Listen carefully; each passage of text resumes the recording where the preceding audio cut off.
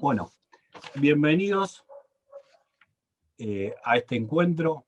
Buenas tardes, boa tarde.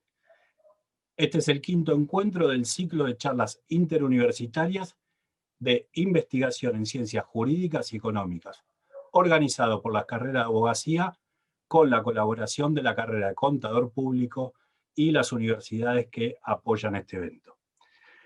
Por una correcta organización van a estar muteados o el audio silenciado durante la charla para poder los expositores desarrollarse y cualquier cuestión por el vía chat, sea preguntas o inquietudes. Bueno, el día de hoy tenemos el panel Teletrabajo, un tema de bastante actualidad, toda vez que el año pasado he compartido con el profesor Guillermo un panel y hablábamos de derecho de desconexión digital, hablábamos de teletrabajo y nadie, no estaba en la agenda. La pandemia nos generó poner estos temas en agenda. Y bueno, en ese marco vamos a analizar cómo se da el desarrollo de la ley en Brasil, el futuro desarrollo de la ley en Brasil y cómo se desarrolló la ley en Argentina. Para ello tenemos invitados de lujo, como la profesora, la doctora Denise Fincato. Ella es profesora e investigadora de la Pontificia Universidad Católica de Río Grande do Sul, la PUCI. Es abogada y es consultora en temas de trabajo. También tenemos al profesor Guillermo Wolf, es profesor de la Universidad Unicinos de Porto Alegre y también es consultor y es abogado de temas empresariales y laborales. Y por último tenemos a la profesora mestre Carolina de Melo Lima, mestre de la PUCI, abogada y consultora en temas de compliance laboral y en temas laborales o temas del trabajo. Por último, quien les habla, vamos a hacer un paralelismo en lo que van a exponer los profesores para comparar cómo es el estado de desarrollo en Brasil de estos temas y cómo se plasmó en la normativa vigente en la Argentina. Esperemos puedan aprovechar esta charla, toda vez que esto es a título personal. Creo que estamos entre los tres profesionales del ámbito académico expertos de Río Grande do Sul. No les quiero poner presión, pero los considero maestros de la temática. Sé que en unos años lo van a hacer del Brasil, por eso es un honor y les agradezco que estén en este momento, sé que tienen la agenda muy ocupada. Y aparte comentarles que han armado un instituto, WorkUp, que busca llevar la academia a lo que tiene que ver a la vida, a las organizaciones gubernamentales y no gubernamentales, al desarrollo del país. Una deuda que tenemos desde la academia de no involucrarnos en lo que tiene que ver con las cuestiones diarias, con las cuestiones de la vida, con las políticas públicas. Así que mis felicitaciones ahora en persona a los tres. Sin perder más tiempo, le voy a pasar la palabra a la profesora Denise. Muchas gracias a todos por estar y bueno, esperemos que sea de su agrado esta charla.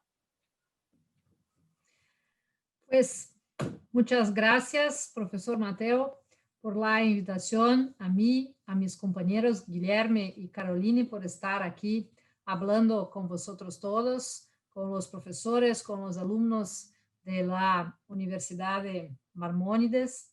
Es un verdadero placer compartir un poco de nuestras reflexiones, de nuestras dudas acerca del trabajo actual y puntualmente acerca del teletrabajo.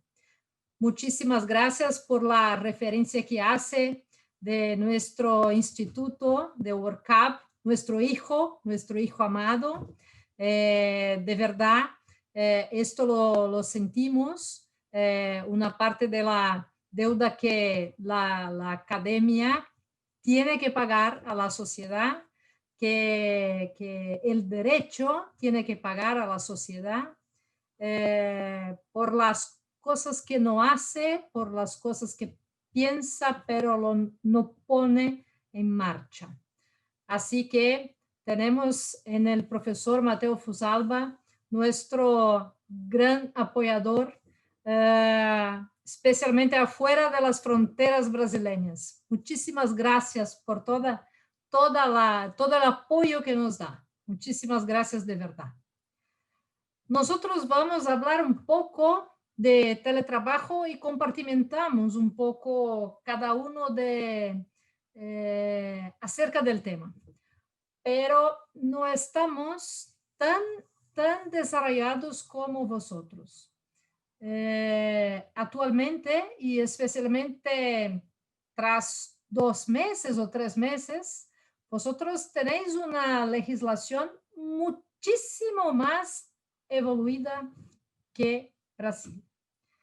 Yo he arreglado con mis compañeros que iba a hablar en portugués y de ahora adelante voy a hablar en portugués, porque para no atraparme más, ¿no? Estoy un poco, no estoy entrenada para hablar en español tanto tiempo, ¿eh? Estoy sin vocabulario, sin muchas palabras. Así que, daqui adelante, hablo em português. A nossa legislação sobre teletrabalho está muito aquém da legislação atual argentina. Nós tivemos o grande prazer de falar com o ministro do Trabalho argentino há umas 2 semanas atrás, quando muito, que nos expôs das motivações, que nos trouxe de todo o conjunto que levou a Argentina, especialmente pós-pandemia, a revisitar o seu conjunto normativo sobre teletrabalho e a, especialmente em alguns pontos, recolocar algumas coisas em seus lugares. Os conceitos seguem basicamente os mesmos, é sobre isso que eu quero trazer algumas coisas aqui, mas alguns pontos tiveram que ser amadurecidos e esse amadurecimento se fez ao caminhar. Caminhada essa que a humanidade teve que fazer forçosamente durante esse período de isolamento. Período este em que o teletrabalho foi fundamental. No Brasil, nós dissemos em muitas oportunidades que o teletrabalho foi uma estratégia sanitária de enfrentamento do Covid. Mais do que uma proposta, mais do que uma forma diferente de trabalho, ele se tornou uma estratégia sanitária de enfrentamento do Covid. Tão importante foi ao cenário brasileiro o teletrabalho. Mas, mesmo assim, nós seguimos com um conjunto, como eu costumo dizer, franciscano. São Francisco de Assis é conhecido por sua simplicidade, não é? Então, nós temos um conjunto franciscano de normas que regem o teletrabalho em nosso código. Nós chamamos de CLT, Consolidação das Leis do Trabalho, um equivalente ao Código do Trabalho.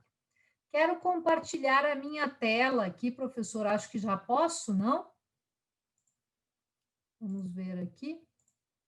Só para que fique um pouco mais didático e, em função do idioma até mesmo, compreensível aquilo que estou falando. Então, vamos conversar sobre teletrabalho.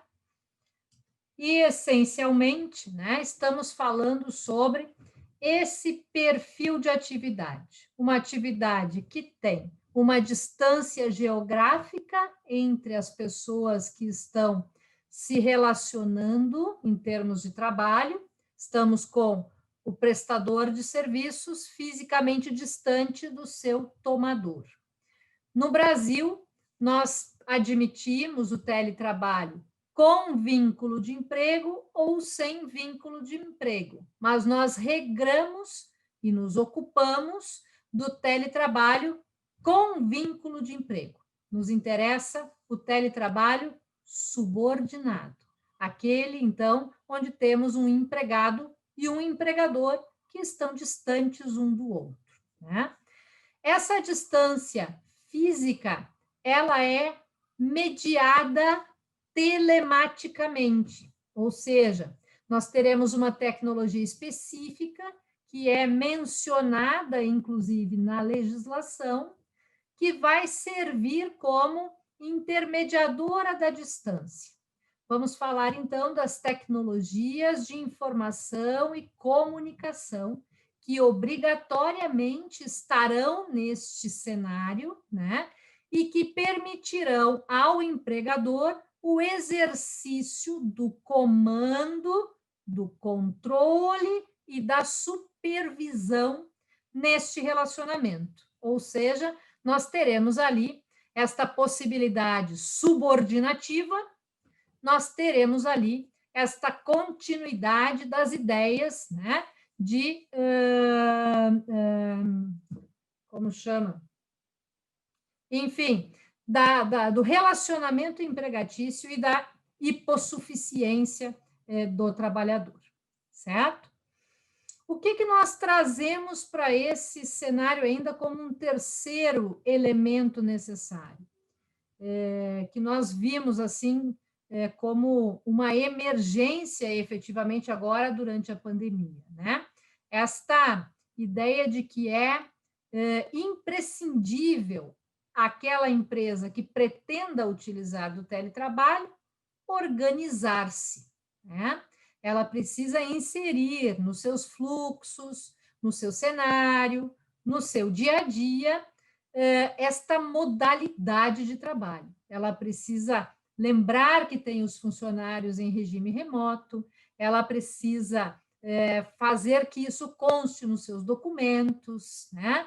Ela precisa, enfim, né, dispor desses funcionários de maneira real, a fim de que se possa, por exemplo, ter o cuidado com os dados que por ali trafegam dos funcionários, dos clientes, né? Todas as informações, a fim de que se possa ter o cuidado com a saúde daquele sujeito que não está debaixo dos olhos físicos daquele trabalhador, para que pelo menos possa estar sob os olhos telemáticos daquele empregador, né?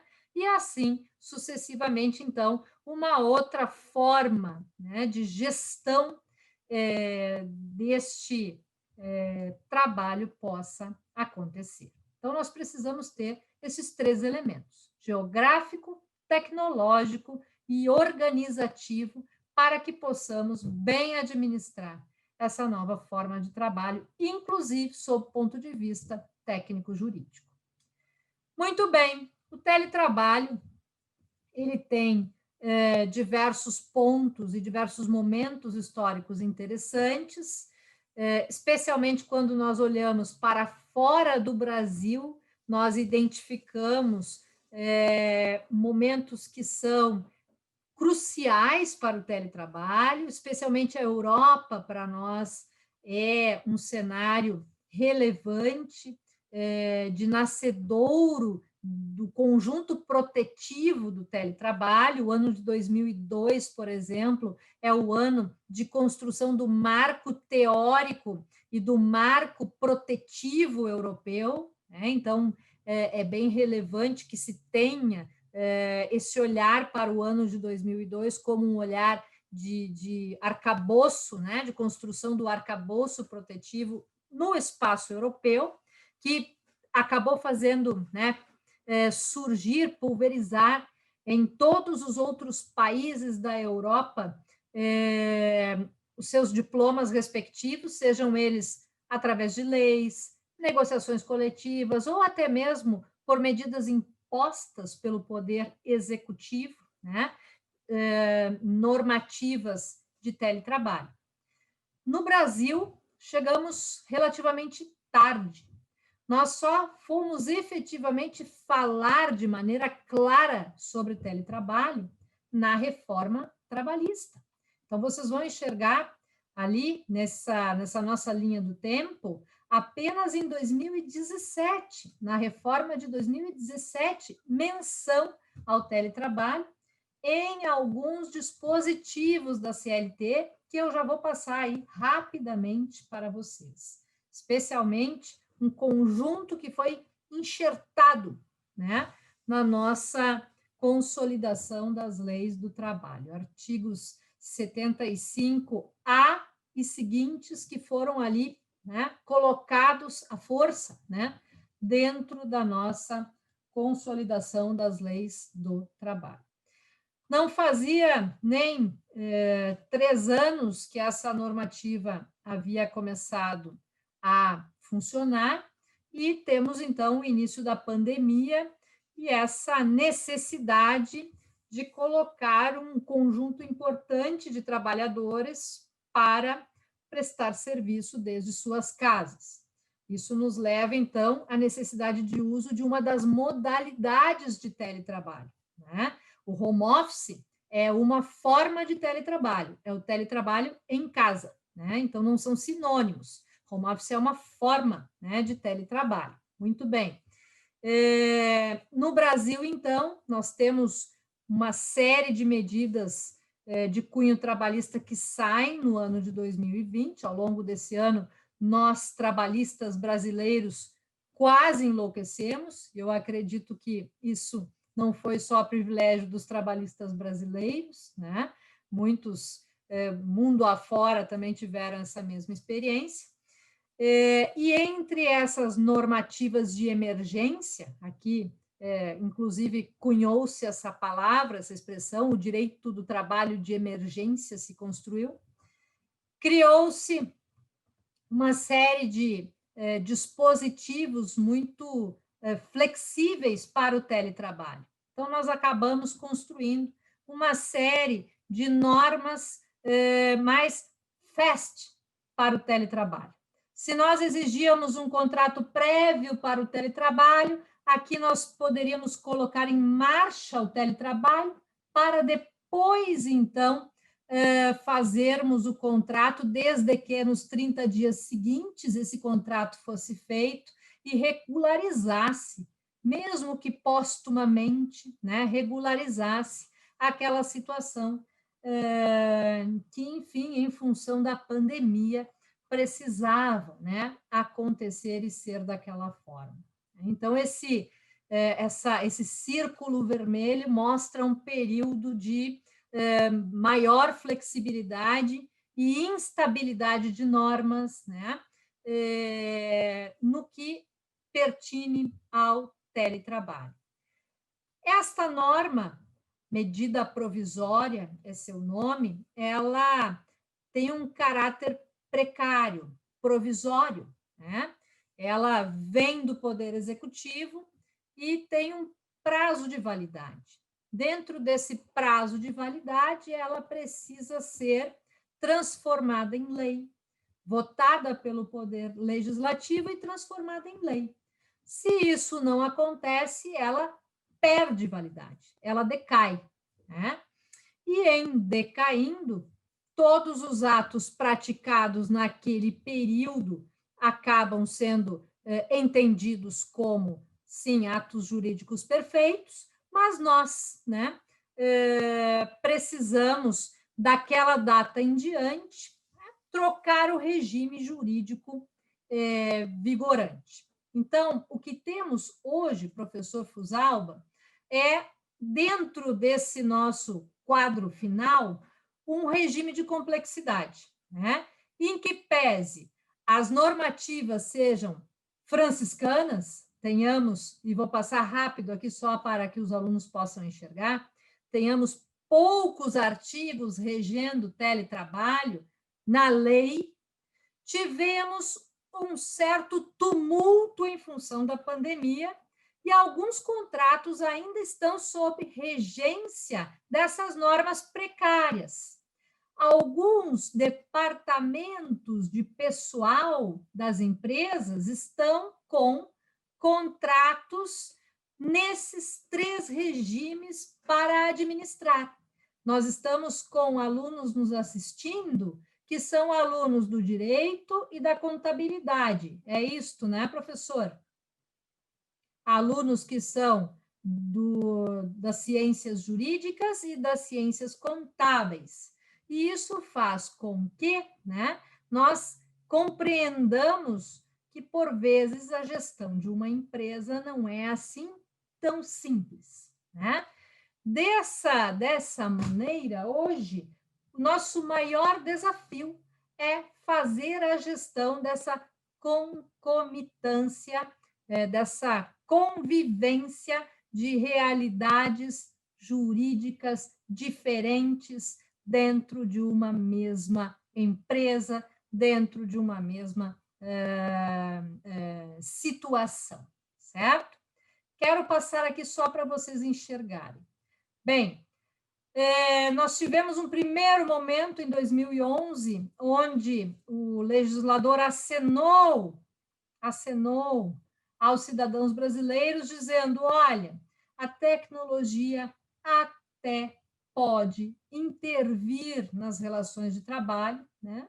No momento em que nós admitimos ser possível exercitar o comando, o controle e a supervisão através de meios telemáticos. Foi só um sopro, foi só um susto de tecnologia que se deu, né, nas relações de trabalho. 2011, e ali parou, nada mais aconteceu.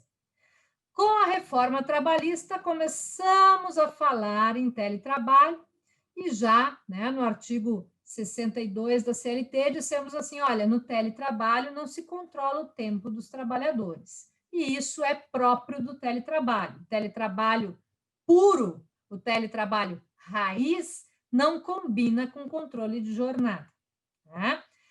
É possível controlar jornada? Sim, via tecnologia é muito possível controlar, mais do que presencialmente, inclusive, né? Mas eu reitero, o teletrabalho puro não combina com controle de jornada, porque o teletrabalho puro é a concretização da flexibilidade territorial e temporal do trabalho, certo? O que mais que nós tivemos em termos de regulamentação do trabalho no Brasil? Daí, nós tivemos, isso só alertas, depois eu disponibilizo esse material ao professor Fusalba, para que ele possa entregar aos interessados. Depois nós tivemos essa sequência de artigos, o 75A, que diz que se aplica o que está na CLT ao teletrabalho, o 75B, que traz o conceito de teletrabalho e diz que, mesmo que o trabalhador tenha que ir de vez em quando à empresa, isso não descaracterizará a relação remota, continuará sendo remoto se ele de vez em quando aparecer na empresa. O 75C, né, que falará da necessidade de descrever as atividades prestadas no contrato, que deverá ser expresso e pressupõe-se escrito, que deverá haver mútuo consentimento das partes para o ajuste do teletrabalho e que o retorno do teletrabalho ao regime presencial não precisará de mútuo ajuste. O empregador mandará o seu trabalhador voltar ao regime presencial, bastando que ele dê a esse trabalhador 15 dias de tempo para que se reorganize na sua vida pessoal. Dali em diante, a gente entra no espaço de 2 artigos que deixam a critério dos contratantes a negociação com relação a pontos muito delicados desta relação, tá? Este aqui é um deles. Quem paga, quem disponibiliza equipamentos, despesas, infraestrutura necessária para a prestação de serviços. No nosso ordenamento está dito que empregado e empregador vão negociar. Só isto. Disporão em um contrato escrito sobre a aquisição, manutenção, fornecimento dos equipamentos tecnológicos e da infraestrutura necessárias para o trabalho. E mais, vão falar sobre as despesas que o empregado eventualmente tiver que arcar para prestar serviço. Vão negociar. Simples, puro, nada mais.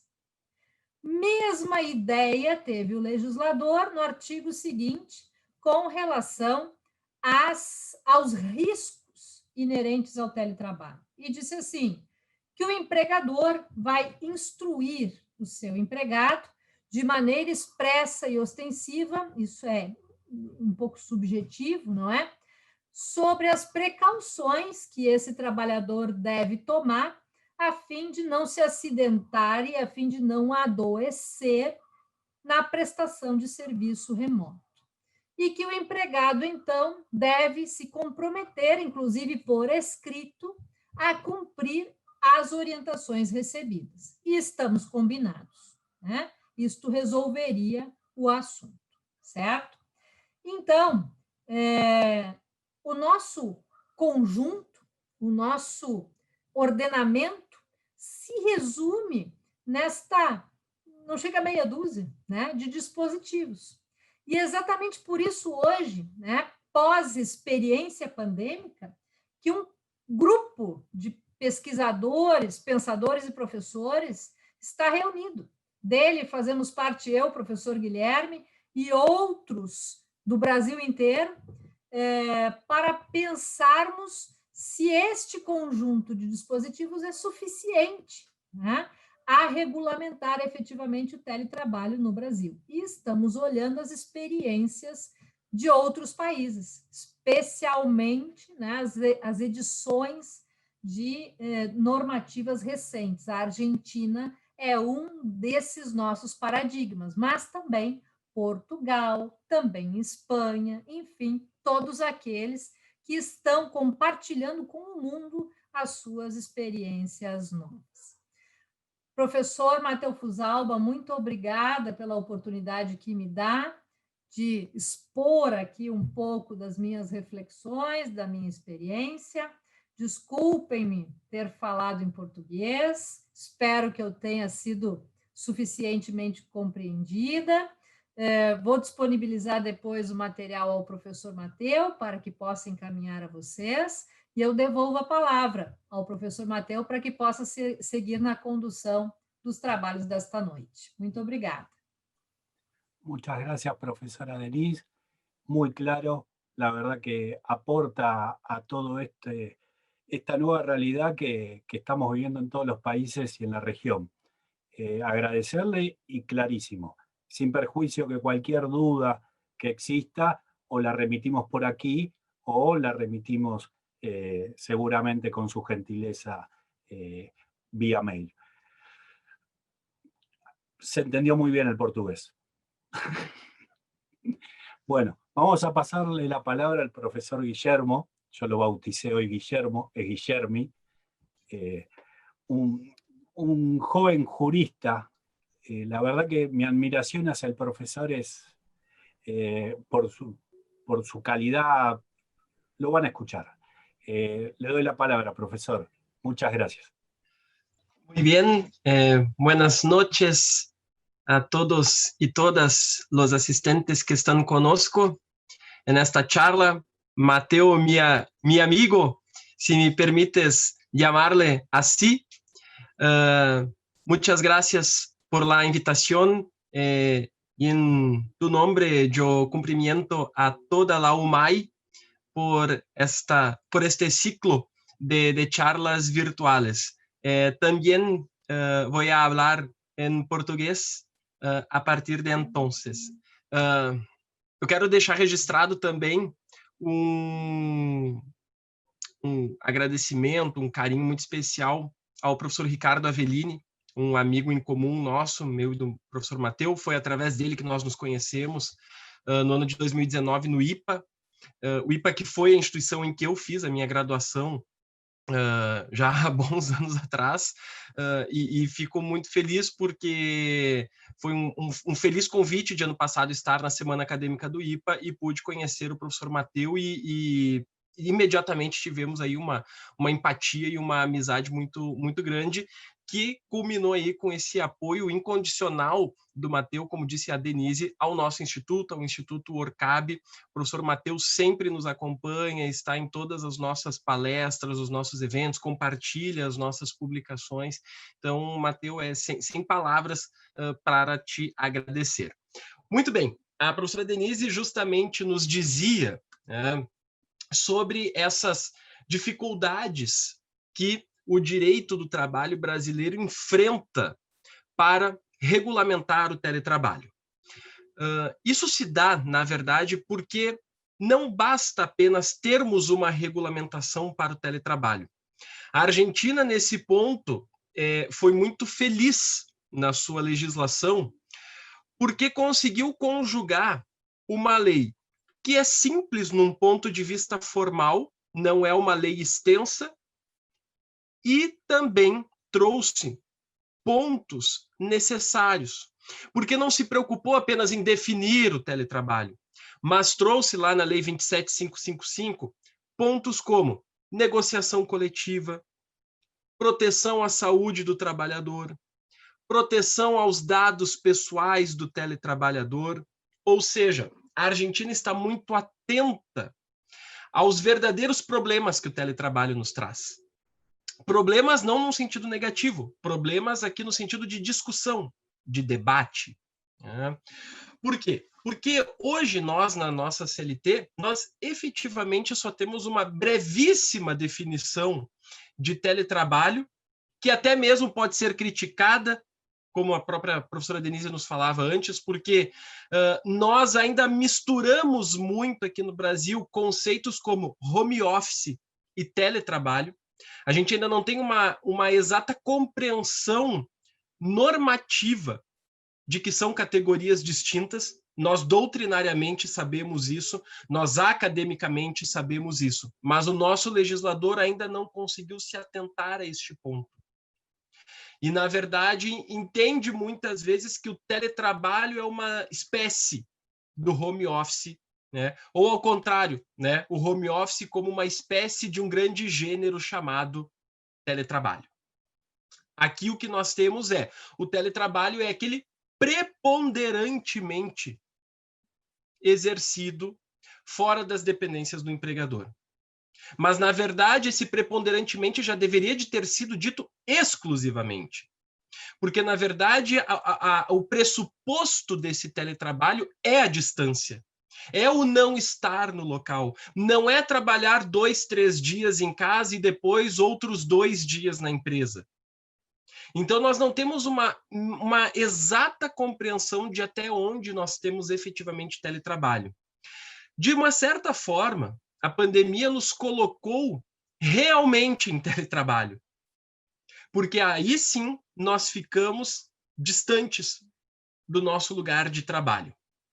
Mas no Brasil, nós temos esta regulamentação que a Denise falava lá do artigo 75-A da nossa CLT, e nós temos um outro problema, e aqui sim problema, porque é um problema semântico, é um problema interpretativo.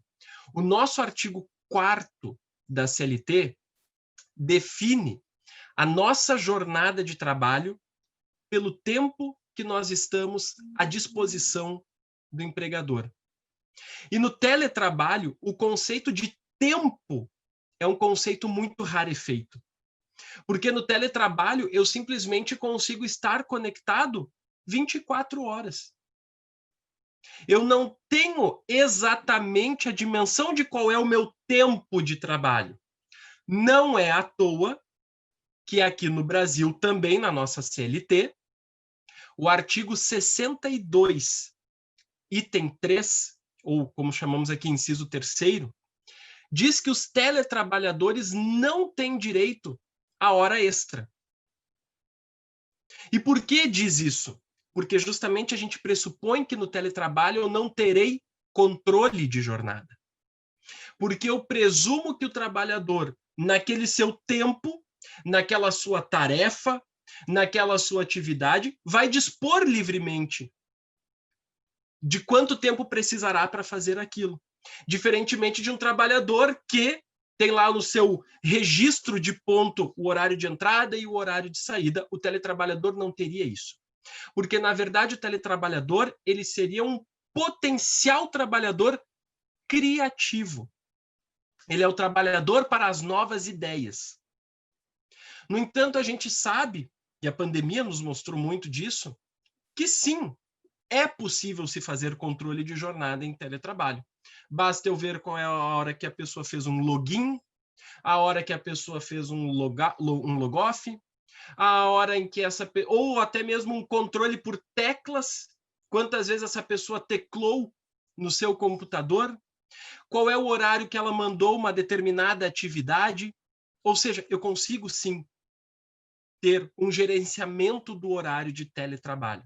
E isso é um perigo, porque a partir do momento em que eu passo a ter formas de controle dessa jornada, eu estou aqui dizendo, olha, então se vai exceder aquele limite normativo de jornada, que aqui no Brasil é 8 horas diárias, então essas pessoas vão ter direito sim a horas extras. Bom, esse é um olhar, o olhar do tempo. O tempo me diz, bom, eu posso ligar o meu computador às 8 da manhã e desligá-lo às 10 da noite. Por mais que eu não fique trabalhando todo esse tempo, mas é impossível. Hoje nós somos seres tecnológicos. Né? Se chega um e-mail para mim, eu vou ali, vou olhar para ver o que é. Se vem uma mensagem de WhatsApp no meu celular, deixa eu olhar para ver se é alguma coisa do trabalho. Eu posso estar aqui ouvindo música no computador, mas se vem um sinal de um e-mail da empresa, eu vou lá e vou olhar. E aí, na verdade, junto a esta nossa preocupação de tempo de trabalho, nós também passamos a ter uma preocupação de saúde do teletrabalhador. Uma saúde que é física e mental. Antes, o próprio professor Mateus dizia, né, sobre a cadeira dele, né, la silla, né, e essa necessidade, né, de uma readaptação do nosso próprio mobiliário de trabalho. Isso nos impacta na nossa saúde física. A luz do computador, o tempo de conexão. Nós estamos aqui nos enxergando, mas estamos longe, estamos falando para uma tela. Isso tudo também mexe com a nossa estrutura mental. Por isso eu também preparei aqui um pequeno material. Vamos ver se eu consigo compartilhar aqui com vocês. Vamos ver aqui se está aparecendo. Acredito que sim, sim. Ok. Então, só deixa eu a apresentação aqui. Essa preocupação, né, com a nossa saúde mental. Sem dúvida nenhuma, hoje, antes mesmo da pandemia, um dos temas que mais nos chamava a atenção é a questão da síndrome de burnout, a síndrome do esgotamento profissional. A síndrome do esgotamento de trabalho, a pessoa que não consegue mais trabalhar porque a sua situação de saúde ela já apresenta um estresse tão elevado que ela está numa situação de esgotamento total. O teletrabalho ele tem um potencial de aumentar esse nosso esgotamento profissional. Por quê? Porque nós estamos em isolamento, nesse momento de pandemia, é claro, né, que também nos desgasta emocionalmente, né? Mas em situações, vamos dizer assim, normais, nós também estamos isolados. Porque, na verdade, vejam vocês, eu não tenho mais um espaço, uma interação de trabalho. Eu não tenho interação física com os meus colegas de trabalho. Eu passo hoje a conversar com pessoas em reuniões virtuais. Mas eu não tenho uma troca de experiência, uma troca de conversa, uma troca de ideias. E isso faz com que as pessoas possam, sim, adoecer. E aí nós passamos a considerar que as empresas, né, e aqui falamos em empresas porque são os nossos empregadores, né, passam a enxergar pelo menos 4 novas demandas. A necessidade de investirmos em um trabalho digno. Né? E justamente o que significa? O trabalho digno é não apenas um trabalho que me dê condições, que me dê um salário. Um trabalho que, por exemplo, bom, se eu sou um teletrabalhador, Quem vai arcar com o custeio da minha energia elétrica? O custeio de um plano de internet melhor? O custeio de um telefone melhor? Porque no teletrabalho, isto também é uma condição de dignidade. Porque eu não quero ser um teletrabalhador que não tem um acesso bom à internet, porque isso pode, inclusive, me gerar um bullying dos meus colegas ou dos meus superiores. Isso pode impedir que eu tenha uma determinada ascensão profissional, porque eu não tenho um bom computador, uma boa luz, um bom cenário, um bom plano de internet. Investir no trabalho digno é ter uma boa cadeira para que a gente possa estar confortavelmente trabalhando, é ter uma boa iluminação para que eu possa estar sem prejuízo da minha visão enquanto eu estou aqui na frente do meu computador, na frente da minha tela. É saber que eu preciso ser contatado pelo meu empregador e pelos meus colegas para que eu não me sinta sozinho. Desde antes da pandemia, alguns estudos que são feitos desde o ano de 2017 apontam que nos Estados Unidos a maior causa de afastamento de CEOs de empresas é a solidão. Por quê? Porque estão trabalhando em casa, estão trabalhando sem contato com os seus colegas, não precisam estar nos lugares físicos de trabalho e estão desenvolvendo depressão por conta da solidão. Então, o investimento no trabalho digno é um investimento na saúde física e mental do teletrabalhador. Investir na capacidade das pessoas. Aqui no Brasil, nós consideramos que o elemento principal de um vínculo empregatício é a subordinação. O empregado que é subordinado porque tem um contrato de trabalho com o seu empregador. O teletrabalho, ele praticamente inverte essa lógica. Porque, na verdade, eu não quero apenas um trabalhador subordinado, não me interessa que ele seja apenas um subordinado, mas que ele seja criativo, que ele desenvolva habilidades, as soft skills, que tanto nós falamos hoje na linguagem empresarial, na linguagem das startups, por exemplo. Nós precisamos investir e dar condições para essa capacitação e para essa capacidade das pessoas, para que elas desenvolvam habilidades que talvez elas nem mesmo conheciam sobre o teletrabalho. Investir nas instituições de trabalho, ou seja, se a minha empresa vai virar uma empresa em teletrabalho aqui no Brasil, Matheus, nós já temos empresas que já anunciaram que mesmo após o fim da pandemia, que a gente não sabe quando vai acontecer, né? Porque aqui estamos começando a acender a nossa curva novamente, estamos entrando na segunda onda, aqui, a exemplo do que já acontece na Europa, né? Nós já temos empresas que estão dizendo, mesmo depois que isso tudo acabar, nós não voltaremos mais presencialmente. A nossa empresa ela vai se tornar uma empresa em teletrabalho. Empresas aqui já estão abrindo vagas em teletrabalho para sempre. Então, eu preciso investir nessas instituições, nessa capacidade das pessoas, porque isso vai trazer um trabalho que nós vamos ter sustentável. Quando a gente fala no conceito de sustentabilidade, nós pensamos muito em meio ambiente, né, e no próprio direito ambiental. Mas agora é uma hora em que o direito do trabalho também precisa desenvolver a sua sustentabilidade tecnológica.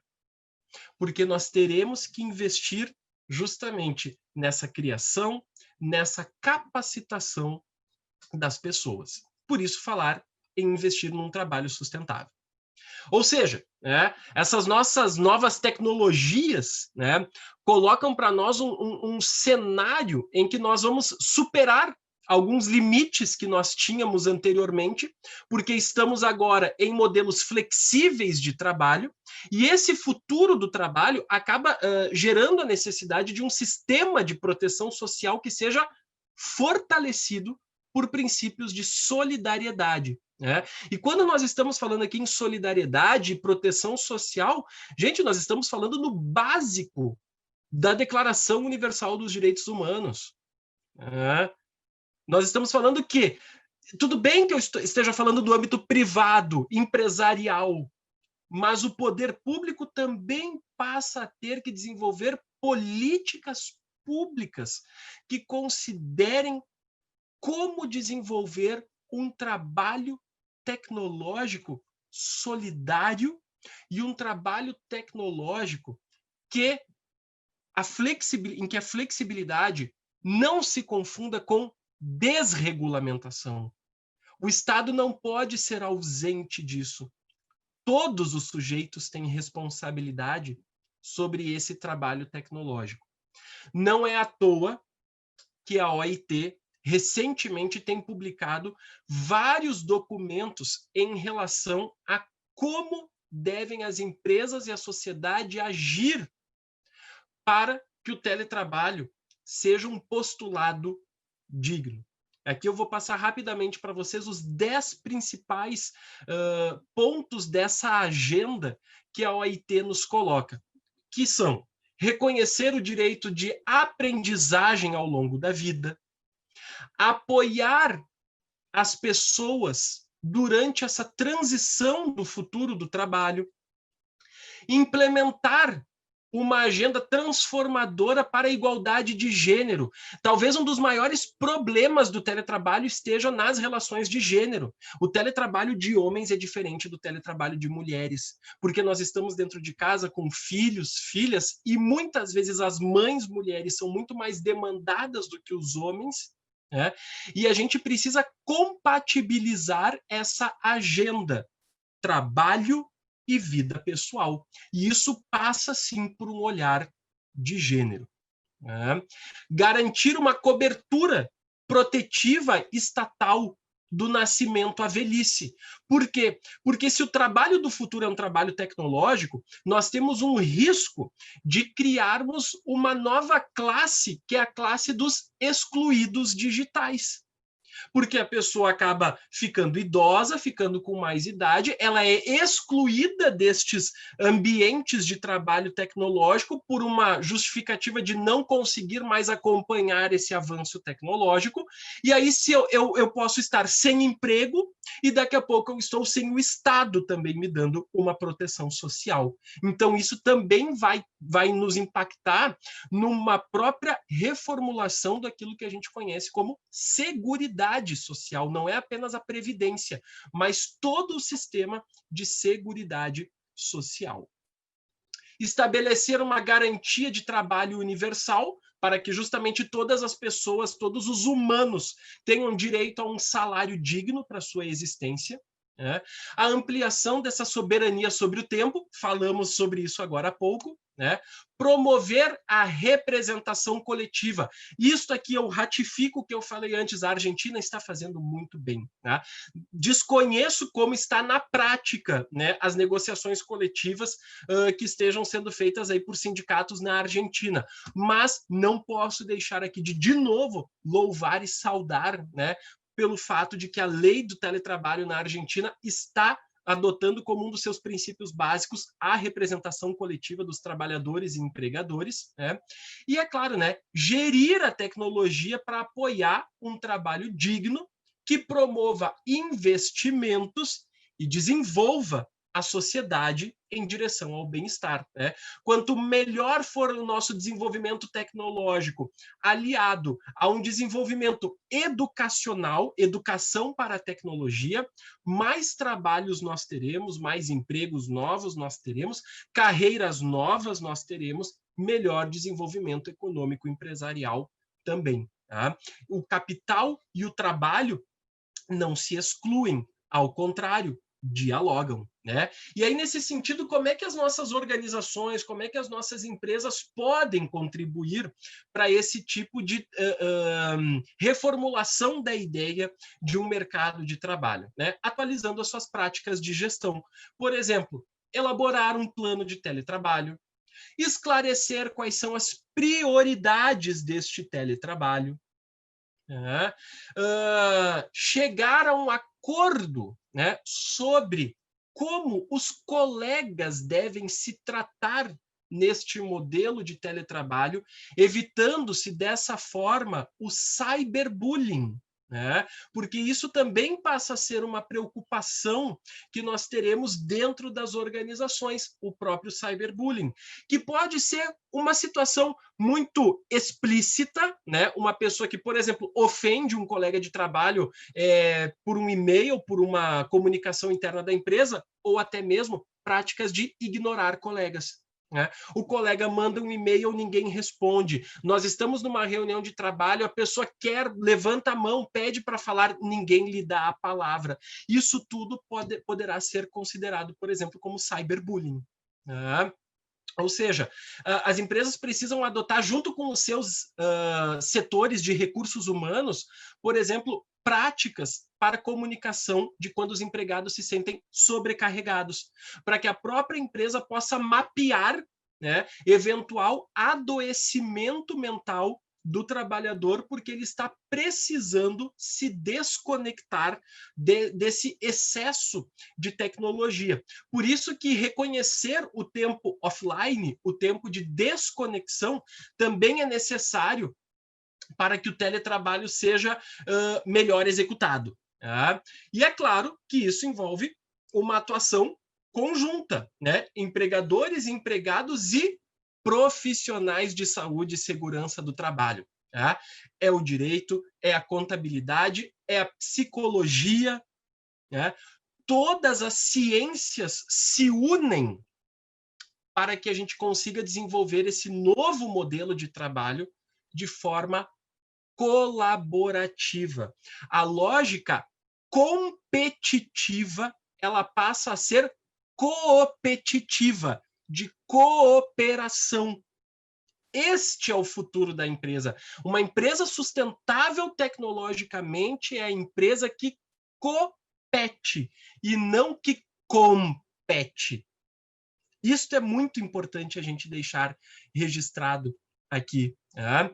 E aí, agora nesse ano de 2020, né, a OIT lançou um documento, né, um relatório que se chama Teleworking During the COVID-19 Pandemic and Beyond the Practical Guide, um guia de práticas acerca da pandemia.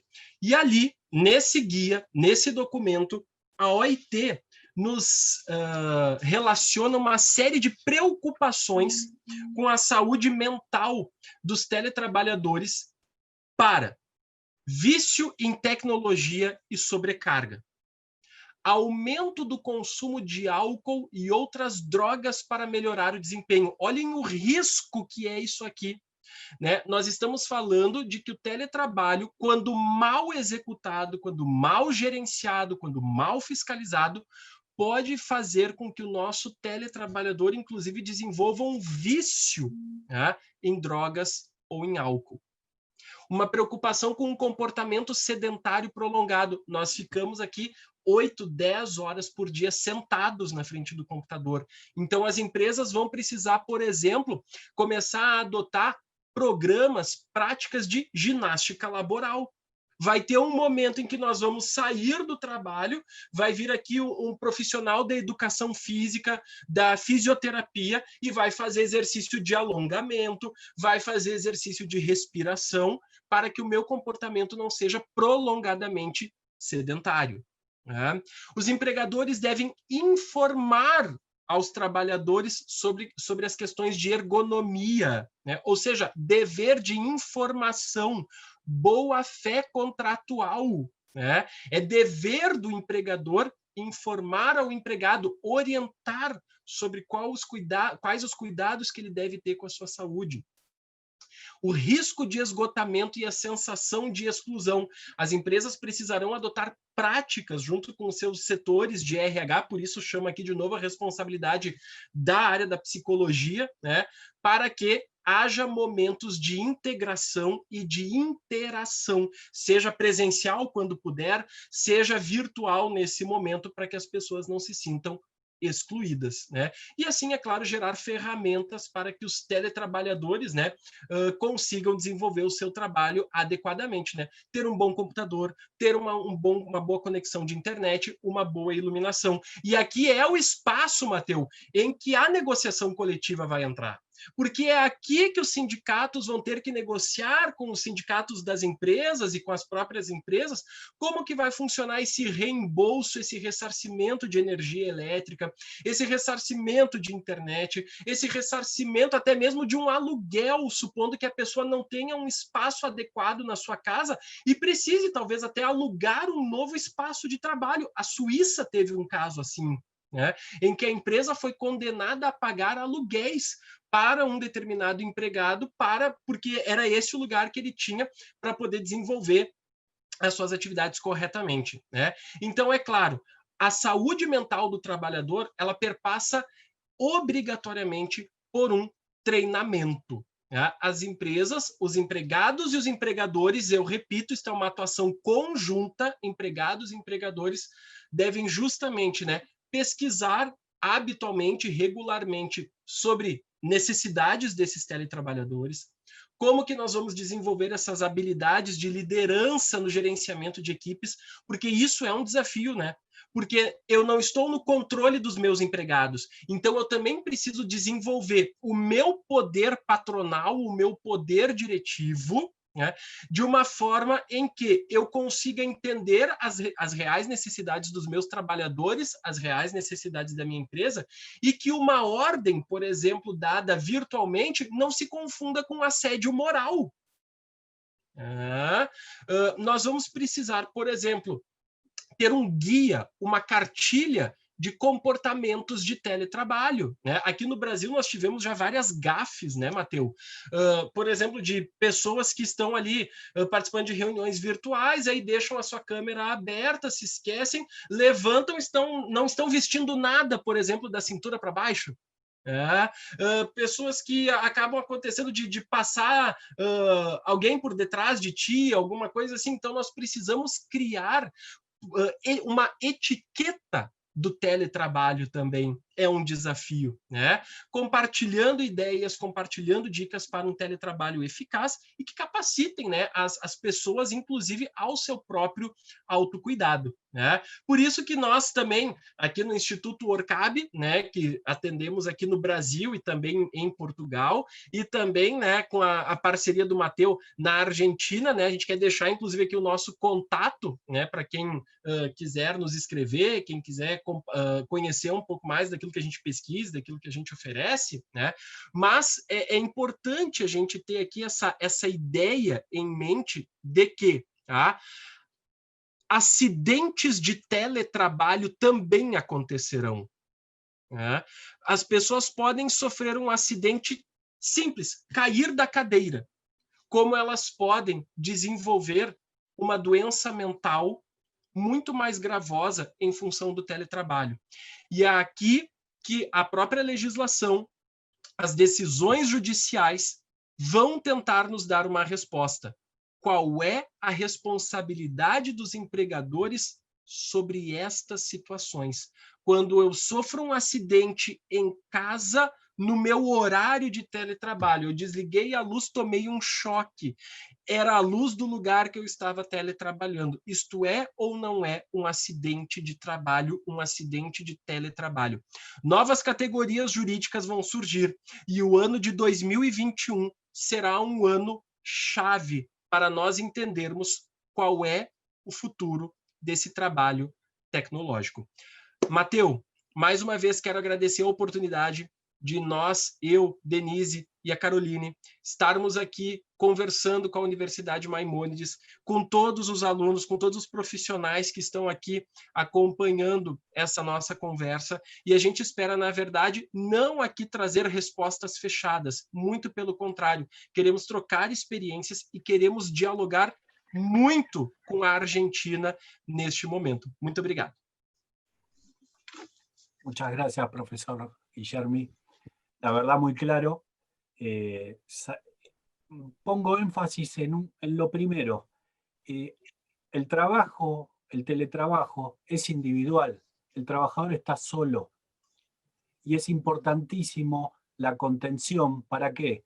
Tanto en los derechos colectivos, como también en las habilidades blandas, de cómo motivamos al trabajador en su puesto de trabajo a poder interactuar con otros compañeros, a poder interactuar con sus jefes.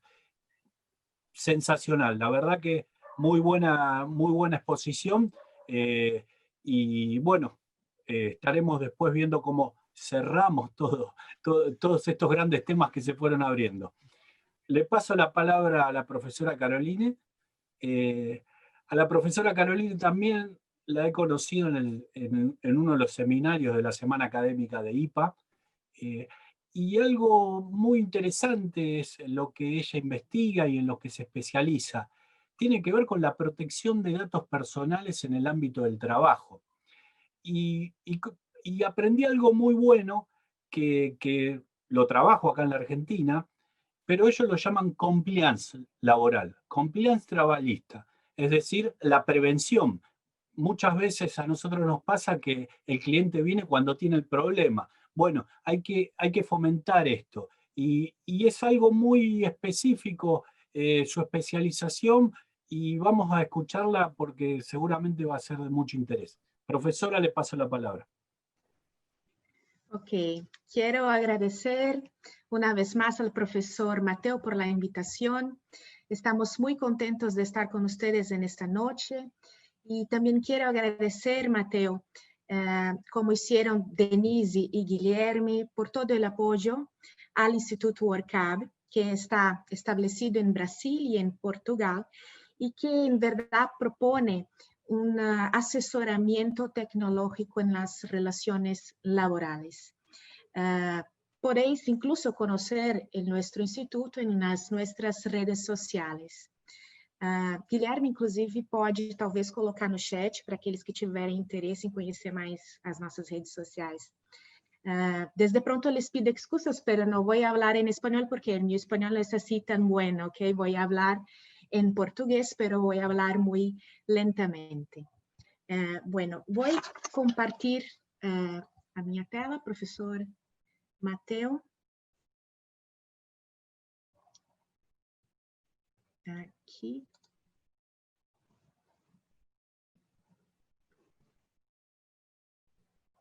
Ok. Podem ver? Então, a mim coube falar da parte do teletrabalho e da proteção de dados pessoais. Esse tema é de extrema relevância, eu penso que seja um tema que chame bastante atenção, não só no Brasil e na Argentina, mas, sem dúvida, é um aspecto importante no mundo, porque no âmbito europeu nós temos um regulamento muito importante, que é o Regulamento Europeu de Proteção de Dados Pessoais.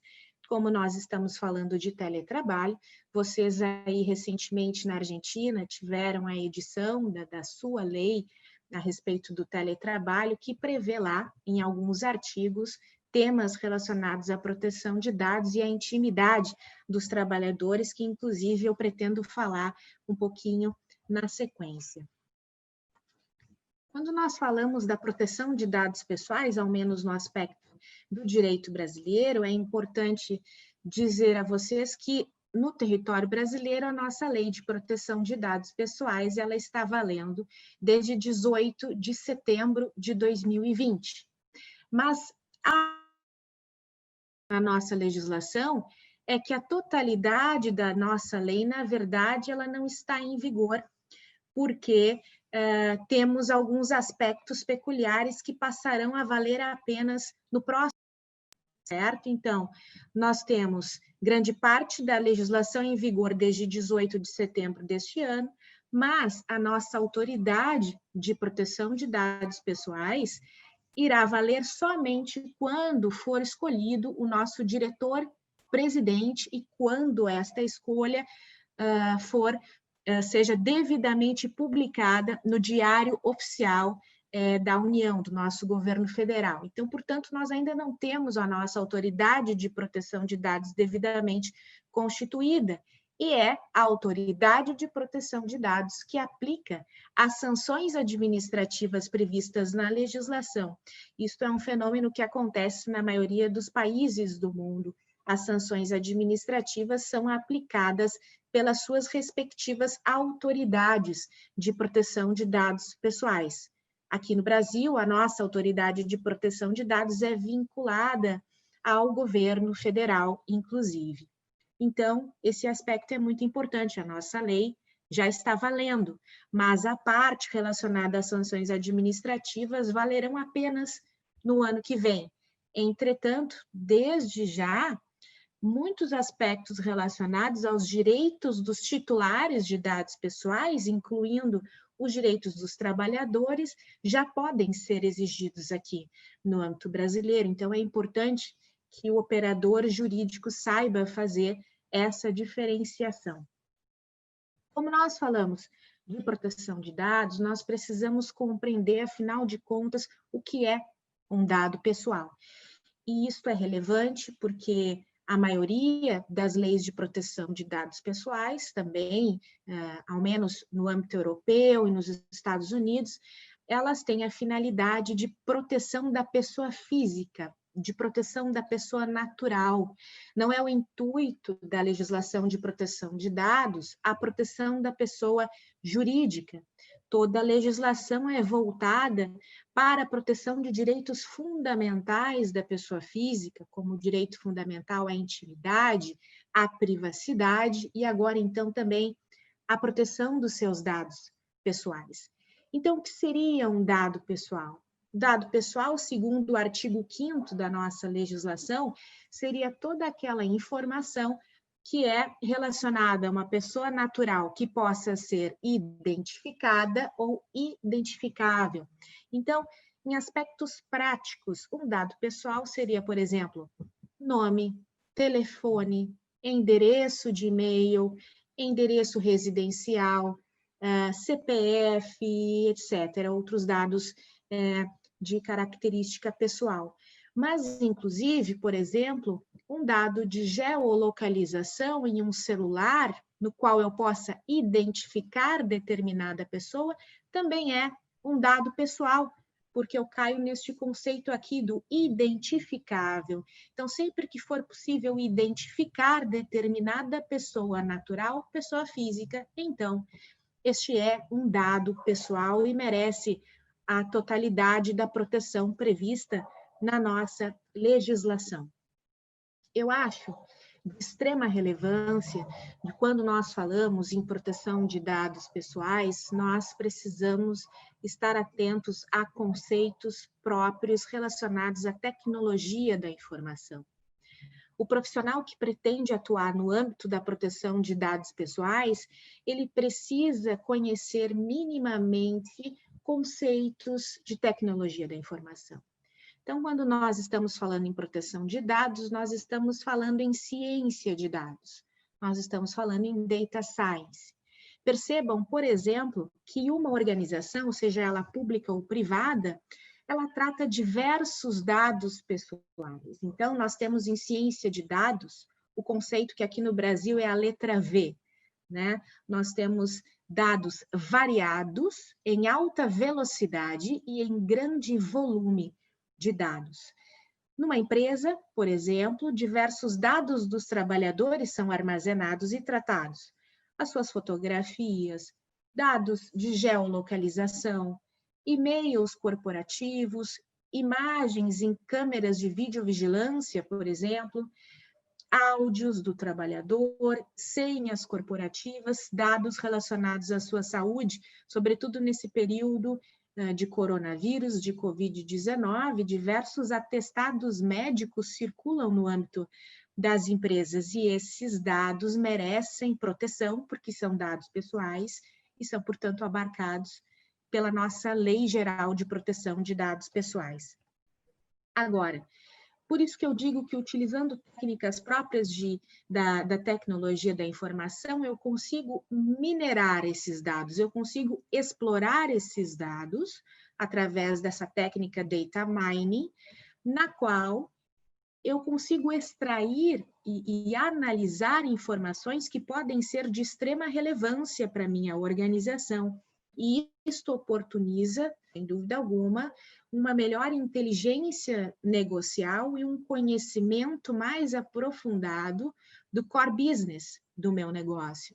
E é por isso que eu gosto de salientar que a aplicação da Lei Geral de Proteção de Dados, a implementação de um sistema de proteção de dados dentro de uma empresa ou dentro de uma organização pública, acaba oportunizando não só o dever fundamental de proteção dos dados pessoais da pessoa física, da pessoa natural, mas também acaba gerando um melhor conhecimento sobre a formatação do negócio, sobre o funcionamento do negócio, pelo conhecimento da extração e análise de todos os dados que trafegam nessa organização. Quando nós falamos de proteção de dados no âmbito do direito do trabalho, é importante referir que a nossa lei é uma lei geral de proteção de dados, então, portanto, ela não vai a aspectos peculiares e singulares de temas próprios do direito. Isso é diferente do Regulamento Europeu de Proteção de Dados Pessoais, porque o General Data Protection Regulation, no seu artigo 88, prevê de forma específica como se dá a proteção de dados pessoais no âmbito das relações de trabalho. Isto não ocorreu no Brasil, então, muitas vezes, na prática, para nós, advogados brasileiros, é um pouco difícil estabelecer o funcionamento de um sistema de proteção de dados no âmbito de uma empresa, porque nós não temos um direcionamento mais aprofundado sobre a aplicação da proteção de dados em determinado aspecto. Então, sobre a proteção de dados pessoais no âmbito do regime de teletrabalho, nós não temos a devida orientação. Então, muitas vezes, nós precisamos ter conhecimento do direito europeu, conhecimento da legislação argentina, porque nós podemos aqui no Brasil, nós temos um artigo na nossa legislação trabalhista que nos oportuniza a inserção do direito estrangeiro no nosso ordenamento jurídico. Então, por isso que para nós é muito importante conhecer a legislação de fora. Muitas vezes nós podemos sim aplicar a legislação estrangeira também no território brasileiro. E aí, isso é um ponto que eu acho muito importante. Quando nós falamos em proteção de dados, temos visto aqui no Brasil muitos generalistas, muitas pessoas que falam da proteção de dados pessoais, mas de uma forma ampla, sem ser de uma forma singular e aplicada e direcionada ao campo jurídico que se pretende aplicar. Então, quando nós falamos de proteção de dados no âmbito do direito do trabalho, por exemplo, aqui no Brasil, é importante deixar claro que o advogado precisa conhecer não apenas a Lei Geral de Proteção de Dados e não apenas as recomendações que serão emitidas pela Autoridade Nacional de Proteção de Dados, tão logo entre em vigor, mas também quem pretende aplicar a proteção de dados no âmbito das relações de trabalho, por óbvio, precisa ter um conhecimento específico da legislação trabalhista, né? Porque aplicar a proteção de dados ao direito do trabalho é diferente de aplicar a proteção de dados ao direito do consumidor, porque os campos jurídicos são diversos. Então, por isso, essa aplicação especializada da proteção de dados pessoais, ela é de extrema relevância. Como disse a vocês, nós também temos a oportunidade de aplicar a proteção de dados pessoais observando o ordenamento jurídico no exterior. Então, para nós, tem sido bastante importante o conhecimento do Regulamento Europeu de Proteção de Dados e o que as autoridades de proteção de dados na Europa têm dito a respeito de determinados temas. Então, nós temos, por exemplo, a Agência Espanhola de Protección de Datos, lá da Espanha, ela emite diversas orientações relacionadas ao regime de teletrabalho. Então, se vocês acessarem no Google, colocarem Agência Espanhola de Protección de Datos, vocês verão lá, nesse site, uma série de recomendações sobre a proteção de dados no regime de teletrabalho. Isso é muito importante e auxilia muito na atuação prática do profissional. Nos Estados Unidos, nós temos a CCPA, que é a California Consumer Privacy Act, uma lei específica relacionada à proteção de dados. Aqui, no âmbito brasileiro, nós temos no nosso artigo 8º da nossa consolidação das leis trabalhistas, a nossa CLT, o artigo que nos oportuniza incluir o direito estrangeiro no âmbito do nosso ordenamento jurídico. Então, isto nos é oportunizado pela nossa legislação. E, sem dúvida, eu acredito muito que esses temas novos relacionados ao direito digital tenham de ser discutidos no âmbito da negociação coletiva de trabalho, porque aí é um âmbito democrático para a discussão desses temas novos e que tem desafiado a todos nós que atuamos na área. Falando especificamente da proteção de dados no regime de home office, quando você leva um trabalhador ao regime de home office, é importante primeiro conhecer a infraestrutura de tecnologia que esse trabalhador estará utilizando ao prestar os seus serviços. Ele vai utilizar um computador, por exemplo, de sua propriedade, ou vai utilizar um computador que foi cedido pela empresa? Né? De que forma eu vou monitorar esse empregado?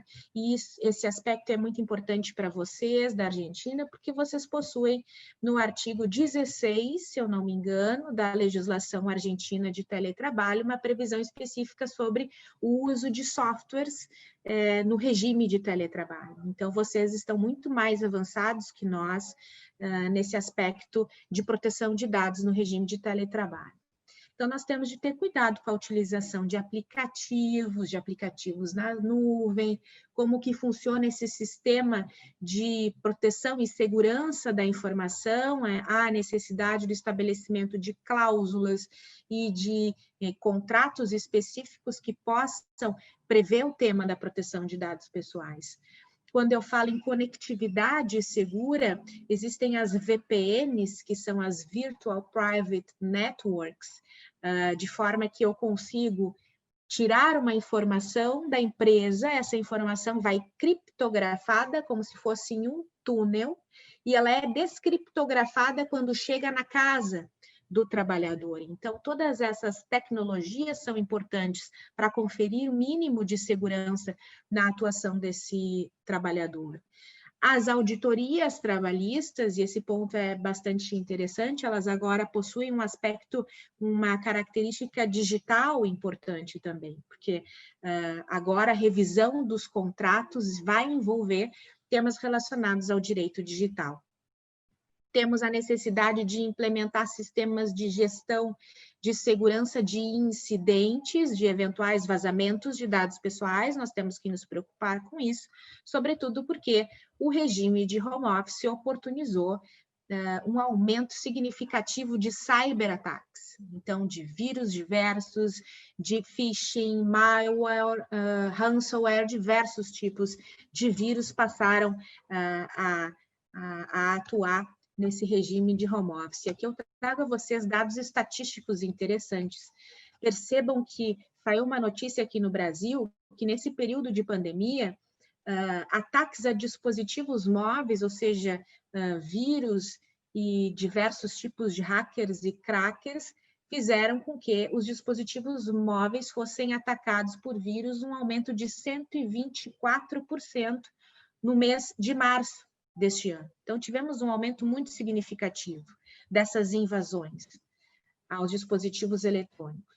E aí nós temos cláusulas específicas nos contratos de trabalho, que nós já começamos a ver algumas aqui no Brasil, na prática, não sei se isso tem acontecido na Argentina, mas algumas cláusulas que são próprias até do direito americano, elas já começaram a ser importadas aqui no Brasil, como essas da Bring Your Own Device e a Bring Your Own Cloud. Eu trago essa aqui, devido ao adiantado da hora, que eu considero muito interessante, a Bring Your Own Cloud, ou seja, quando o trabalhador está teletrabalhando da sua casa e ele realiza as suas atividades, presta os seus serviços e, ao mesmo tempo, na sua máquina pessoal, ele tem ali acesso a dados seus na nuvem. Ele se utiliza, por exemplo, do Google Drive. E arrasta, aqui no Brasil nós utilizamos essa expressão, arrasta o documento, move o documento da empresa para o seu aplicativo na nuvem, para o Google Drive. Isso é possível ou não? né? Através desse movimento, há a possibilidade de vazamento de dados pessoais e também dados que são de extrema relevância para a empresa. Então, por isso, há necessidade de se estabelecer nos contratos de trabalho também cláusulas de confidencialidade e de sigilo que possam garantir a proteção de dados que são importantes e são relevantes também para as organizações. Como eu disse a vocês, a gestão de contratos com terceiros, ela se torna extremamente relevante, porque aqui no Brasil nós temos a previsão da responsabilidade solidária entre o controlador de dados pessoais e o operador de dados pessoais. Então, eu, empresa controladora de dados pessoais, sou responsável solidariamente a uma empresa que eu contratei, terceirizada, que presta serviços para mim, mas se eventualmente esta empresa terceirizada vazar dados pessoais, eu vou responder civilmente em solidariedade com esta empresa. Então, por isso, há a necessidade de extrema importância de revisão das cláusulas contratuais. Isto é uma norma internacional, inclusive, que é a ISO 27001 de 2013. Ela prevê cláusulas de Service Level Agreement, cláusulas que possibilitem a inserção do tema da proteção de dados pessoais nesses contratos de terceirização. Quando a gente fala de proteção de dados no regime de home office, a gente fala de conscientização e treinamento, porque nós não podemos simplesmente, claro, sabemos que a situação emergencial fez com que do dia para a noite, diversos trabalhadores, de repente, estavam nas suas casas tentando trabalhar com seus computadores. Mas no ideal dos mundos, seria que esses funcionários pudessem ser treinados e pudessem receber esse treinamento de educação digital, que é de extrema relevância para que ele possa saber como se comportar diante dessas situações práticas que envolvem a proteção de dados. No Brasil, isso é importante também mencionar, nós temos algumas decisões dos nossos tribunais, por exemplo, que confirmam a dispensa por justa causa de determinados empregados que seja possível a empresa comprovar que efetivamente treinou determinado empregado a respeito de temas relacionados à proteção de dados, mas que esse empregado, infelizmente, não cumpriu aí determinadas ordens previstas em Código de Ética e Conduta, em políticas de uso de redes sociais, por exemplo, né? Se a empresa consegue demonstrar que ela treinou o seu funcionário a respeito desses novos temas, mas que ainda assim esse funcionário acabou eventualmente vazando determinado dado pessoal, bom, esse empregado pode inclusive ser despedido por justa causa. Nessa decisão aqui, por exemplo, o trabalhador teria encaminhado uma grande quantidade de e-mails profissionais para o seu correio eletrônico pessoal. A empresa demonstrou que ele efetivamente foi treinado a respeito desses temas da proteção de dados, e aí ele foi despedido por justa causa, porque ele não observou os regramentos que foram estabelecidos pela empresa. Nós temos alguns artigos publicados, depois, se alguém tiver interesse sobre temas específicos, esse foi inclusive publicado no jornal Estadão de São Paulo, né? Temas relevantes sobre proteção de dados, privacidade, em tempos de coronavírus, etc. Temos um ponto muito importante, que é a Data Loss Prevention e Data Breach, vazamento de dados pessoais. Quando vaza um dado pessoal, quando ocorre um incidente de segurança no âmbito de uma empresa, como que a empresa deve se portar. Isso é relevante porque, inclusive, ontem nós visitávamos uma empresa que sofreu um ataque de hacker, de cracker, e neste ataque desse vírus, os funcionários não conseguiam mais ter acesso aos documentos, ao sistema da empresa, né? E aí nós perguntamos ao dono da empresa, bom, o que vocês fizeram? Eles não simplesmente não fizeram nada, porque era algo muito novo e a empresa não estava preparada para esse tipo de situação.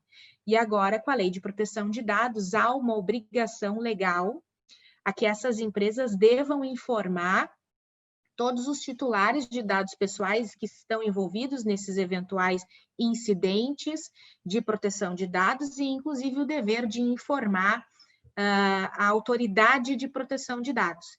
Isso é uma norma que se repete, vem lá do regulamento europeu e a lei brasileira repete essa mesma norma.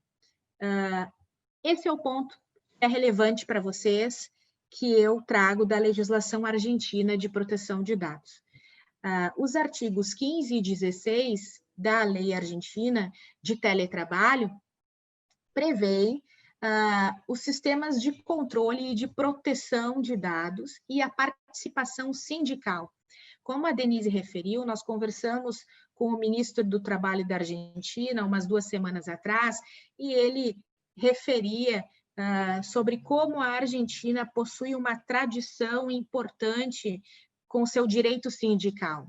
Isso é muito importante quando nós falamos em direito digital, porque são temas muito novos, que envolvem tecnologia e que mudam constantemente. Então, estabelecer sistemas da proteção de dados e a participação sindical é relevante para que isso possa ser implementado de forma efetiva dentro das empresas. Então, esse artigo 15 da legislação argentina, ele foi muito feliz, na verdade, porque ele prevê algo que é extremamente necessário, a participação sindical relacionada a esses sistemas da proteção de dados. E um outro artigo que eu considerei muito interessante na legislação de vocês é que a empresa, que a organização, seja ela, enfim, pública ou privada, não pode fazer uso de software de vigilância que viole a intimidade do empregado. Isso é importante porque também há recomendações proferidas pelas autoridades de proteção de dados na Europa, que inclusive mencionam aplicativos específicos que são softwares utilizados para quem trabalha em regime de teletrabalho e que foram considerados na Europa como invasivos, né? Porque invadiam a privacidade, a intimidade e violavam a proteção de dados dos empregados. Então, esses aplicativos aqui que se tornaram bastante conhecidos no regime de home office, eles foram, inclusive, especificamente banidos pela Comissão Nacional de Proteção de Dados de Portugal. Eles mencionaram cada um dos aplicativos e disseram, olha, esses sistemas, esses softwares, efetivamente violam a intimidade dos teletrabalhadores, então, portanto, não podem ser utilizados. Então, percebam que esses temas cada vez mais invadem a nossa área de atuação e nós precisamos estar atentos a compreender a tecnologia que influencia diariamente no direito. E aqui eu trago os pontos finais da minha exposição, apenas quero mencionar que quando nós falamos em proteção de dados, causa um certo incômodo, porque acaba exigindo do profissional esse conhecimento diferenciado, né? Mas para que a gente possa promover a transformação digital nas organizações, nós precisamos compreender que o jurídico tem que caminhar junto com o setor de recursos humanos, com o setor de tecnologia, com o setor de compliance, como mencionava o professor Mateu, ou de conformidade, que é o intuito da empresa buscar sempre uma adequação frente a essa série de normas e regulamentos que se impõem diariamente, e também, como mencionou o professor Guilherme, temas relacionados ao teletrabalho, como o tecnoestresse, que envolve esse forçado isolamento do teletrabalhador e que possivelmente, infelizmente, já está gerando quadros depressivos e demais doenças relacionadas ao teletrabalho. Então, percebam que a transformação digital em uma organização ela só ocorrerá de forma efetiva quando ela englobar todos esses atores aqui. A gente não consegue promover a implementação de um sistema de proteção de dados, nós do jurídico não conseguimos fazer isso sozinhos. Nós precisamos caminhar sempre com todos esses participantes aqui. Então, quando nós falamos em proteção de dados, nós precisamos pensar que isso envolve conceitos de tecnologia e nós teremos de nos adequar a isso.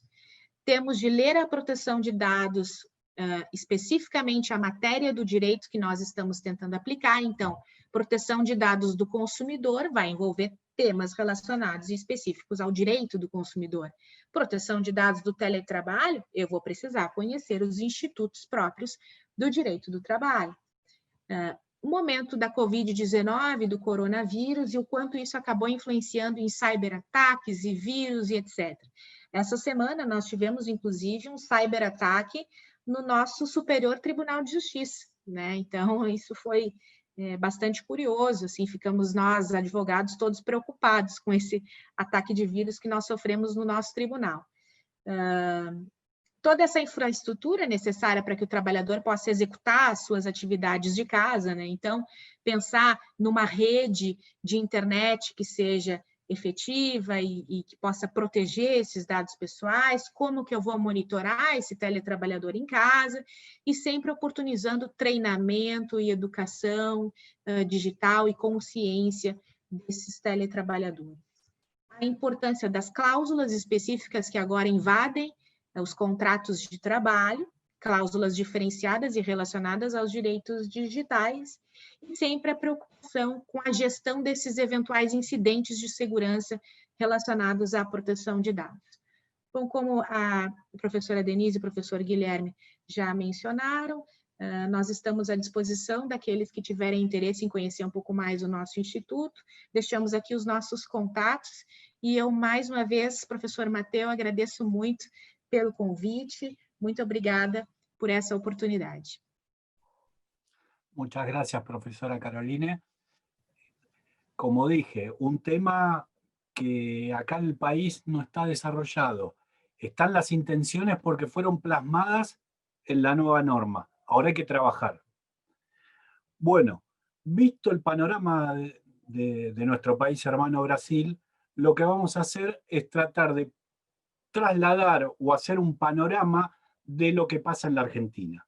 Por una cuestión de tiempo va a ser breve y por suerte los profesores el profesor y las profesoras adelantaron algunas cuestiones de lo que es el marco normativo argentino. Así que va a ser un poquito más rápido.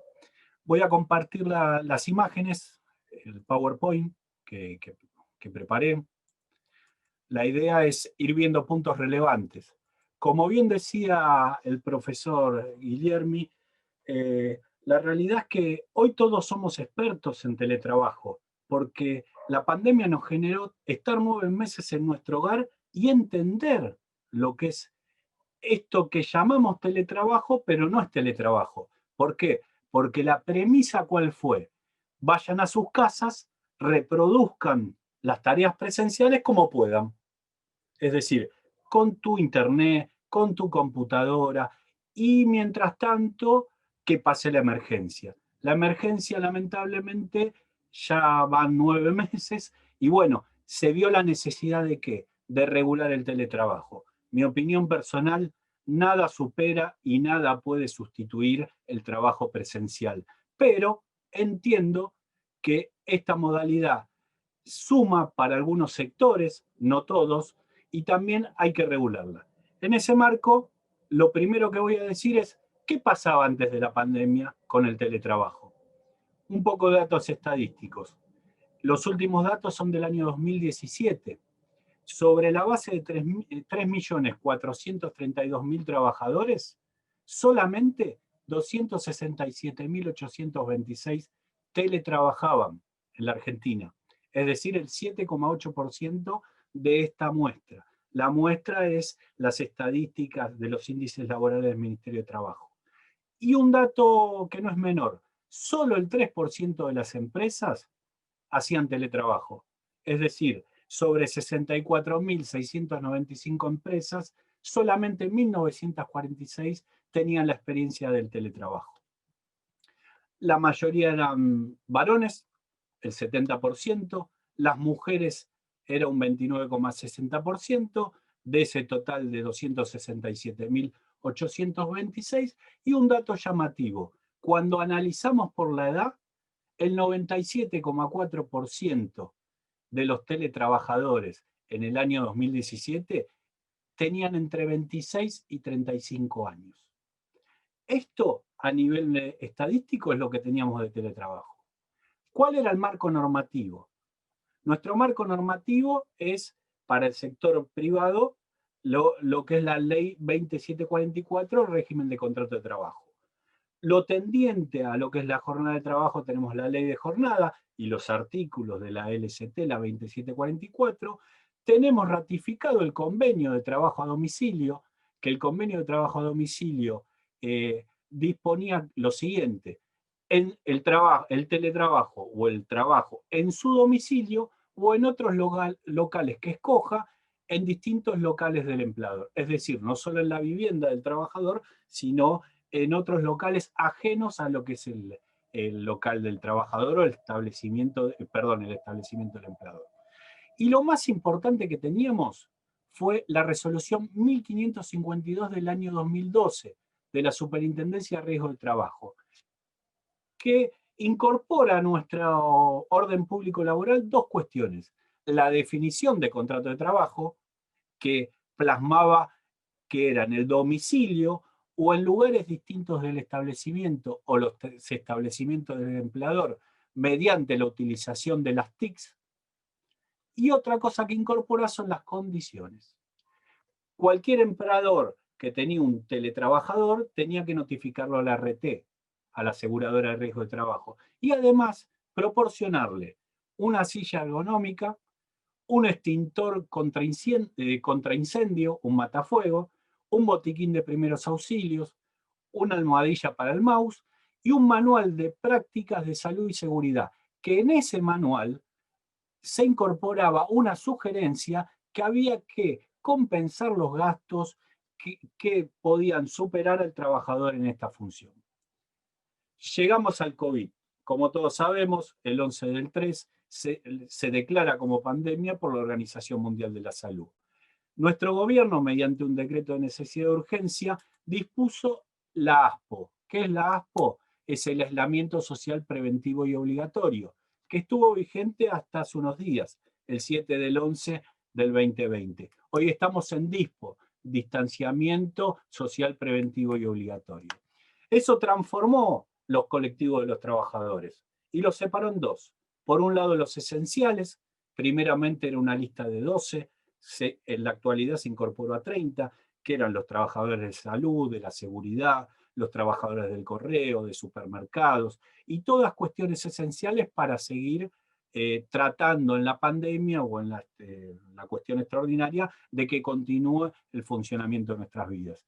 Y por otro lado, trabajadores no esenciales, que ahí dos colectivos surgieron. Uno, los teletrabajadores, es decir, esta persona que iba a replicar sus tareas en su casa, como lo hacía en forma presencial, y los impedidos de cumplir su tarea por la naturaleza de la prestación, porque sabemos que todas las actividades no pueden teletrabajarse.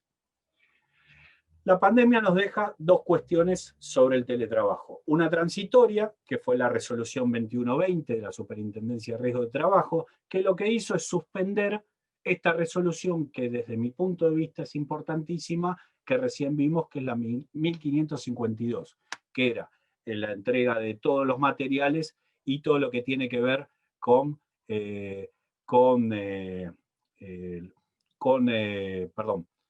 justo me entró un mensaje acá en la pantalla, con lo que tiene que ver con el concepto de teletrabajo. ¿Y qué nos deja en forma permanente la pandemia?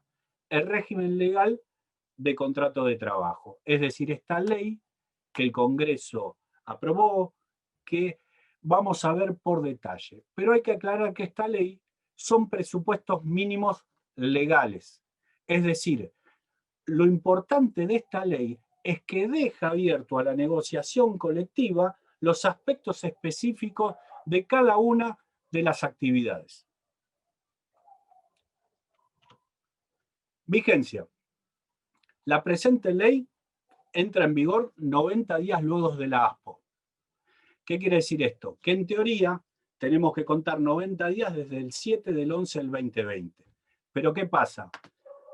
El Estado reglamenta, seguramente va a sacar una reglamentación, y lo que dicen trascendidos es que va a fijar la fecha a la cual se cuentan esos 90 días. El ámbito de aplicación, empleo privado, es decir, nos remitimos al ámbito de aplicación de la Ley de Contrato de Trabajo. No es aplicable al empleo público, salvo excepciones que hay partes del empleo público que están bajo la norma 20744, pero seguramente esto se va a dirimir en lo que es la negociación colectiva. La autoridad de aplicación, el Ministerio de Trabajo, que va a reglamentar, como bien lo dije, va a registrar tanto las empresas como los software y va a ser de poder de policía. El concepto se incorpora a la Ley de Contrato de Trabajo como modalidad, es decir, incorpora la norma dentro de lo normado, lo consignado en la Ley de Contrato de Trabajo, al teletrabajo como modalidad, lo incorpora junto a el contrato de plazo fijo, el contrato eventual, el contrato por tiempo indeterminado. No es una actividad porque ahí surgiría un problema. Si es una actividad, va a tener su propia convención colectiva y va a tener sus propios sindicatos. Esto es una modalidad. Uno puede ser teletrabajador por tiempo indeterminado, teletrabajador eventual, etcétera, etcétera, etcétera. Se mantiene el concepto de la resolución 1552 de la SRT del año 2012 y, como dijimos anteriormente, son presupuestos mínimos legales y las regulaciones específicas van a estar en la pauta de la negociación colectiva. Derechos y obligaciones. El teletrabajador tiene los mismos derechos y obligaciones que cualquier otro trabajador presencial. Es decir, no hay una distinción de derechos. Y lo que respecta al derecho colectivo, también tiene los mismos derechos y obligaciones. Es decir, que va a tener su representación sindical, va a poder elegir sus representantes y a su vez poder ser elegido. Voluntariedad y reversibilidad. Esto surgió mucho al debate y creo que va a ser uno de los puntos que la reglamentación va a modificar. ¿Qué dice? Que el trabajador presencial solamente va a teletrabajar en forma voluntaria y prestando su conformidad por escrito. Este consentimiento puede ser revocado en cualquier momento. Una vez revocado, el empleador, ¿qué tiene que hacer? O bien restituirlo al establecimiento donde prestaba tareas o ubicarlo en el establecimiento más cercano del dependiente. Si no lo puede hacer, debe haber motivos fundados. Y si no lo hace, el trabajador puede considerarse injuriado y despedido en el marco del artículo 246 de la Ley de Contrato de Trabajo, o bien pedirle al juez la reinstalación y el restablecimiento en el puesto de trabajo. Los contratos seguramente que inicien como teletrabajo y después quieran ser presenciales, va a tener que ver la operatoria de cómo va a ser ese procedimiento en la negociación colectiva de trabajo. Jornada laboral. Va a ser por escrito. Las plataformas y los software van a tener que ser acordes a esa jornada laboral e impedir la conexión fuera de la misma. Es decir, la inteligencia de este software va a tener que cortar en el periodo de la jornada laboral, impidiendo el acceso del trabajador fuera del horario laboral. El trabajador tendrá derecho a no ser contactado o desconectarse de los dispositivos digitales. Tampoco puede ser realizar tareas fuera del horario, ni le pueden remitir comunicaciones fuera de la jornada. Recordemos que nuestra jornada de trabajo es de 8 horas diarias o 48 semanales, los presupuestos generales y mínimos que se modifican en los convenios colectivos de trabajo. Hay 12 horas de descanso entre jornada y jornada y 1 hora de almuerzo que también supera o se especifica en el convenio colectivo de trabajo determinado de la actividad. Y por otro lado, está el sábado inglés, es decir, está el sábado luego de las 13 horas como prohibición de trabajar domingos y feriados. En este momento, el trabajador, ¿qué tiene? Tiene una vida familiar y una vida social, por eso son los descansos semanales y el de la licencia anual.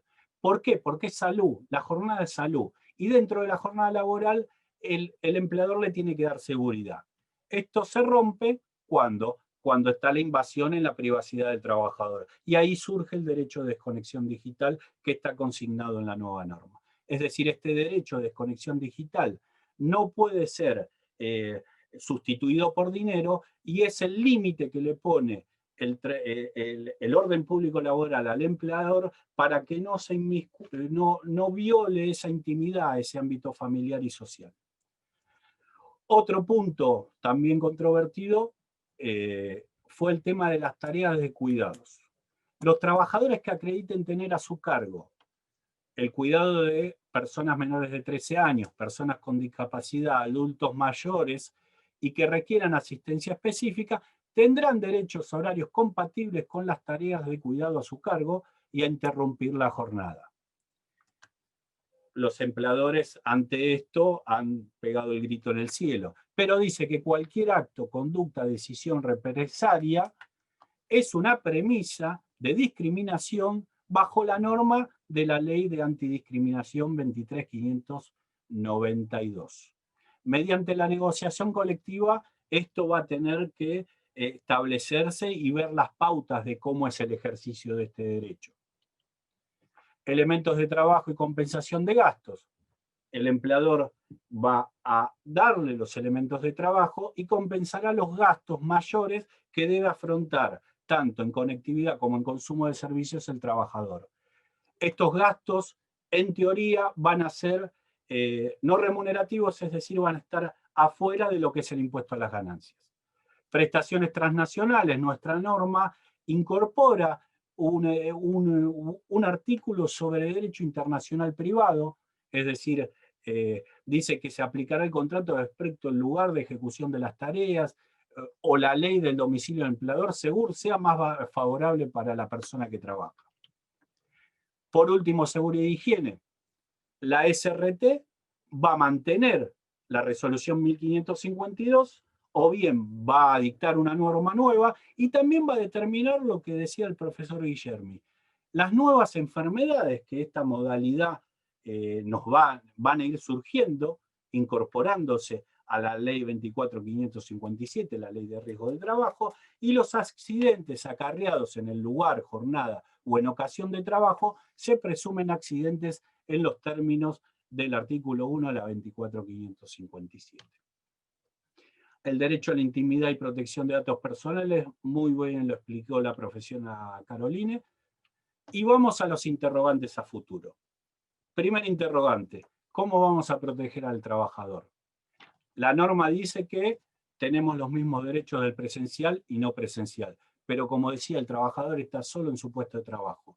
¿Cómo vamos a que ese trabajador tenga los derechos colectivos? Porque una cosa es la norma escrita y otra cosa es que ese derecho se use o lo pueda gozar el trabajador. Otro tema, ¿qué va a pasar con la reglamentación del Poder Ejecutivo? ¿Qué van a modificar de esta norma? Y algo que me preocupa un poco, que es cómo se va a fiscalizar todo esto. ¿Cómo vamos a fiscalizar la contratación? Es decir, cuando, por ejemplo, un trabajador va a una entrevista de trabajo, me imagino la situación, bueno, dígame con quién vive. Y no, vivo con mi familia en un dos ambientes. No sé. No, vivo con mi familia y tengo lugar. Sí, es bueno. O, por ejemplo, no, yo vivo en provincia de Buenos Aires. Pero la sede es en capital. Quiere decir que ante un conflicto vamos a dirimir en provincia de Buenos Aires y no en la capital federal por el tema de la competencia territorial. O, por ejemplo, el caso que vimos recién de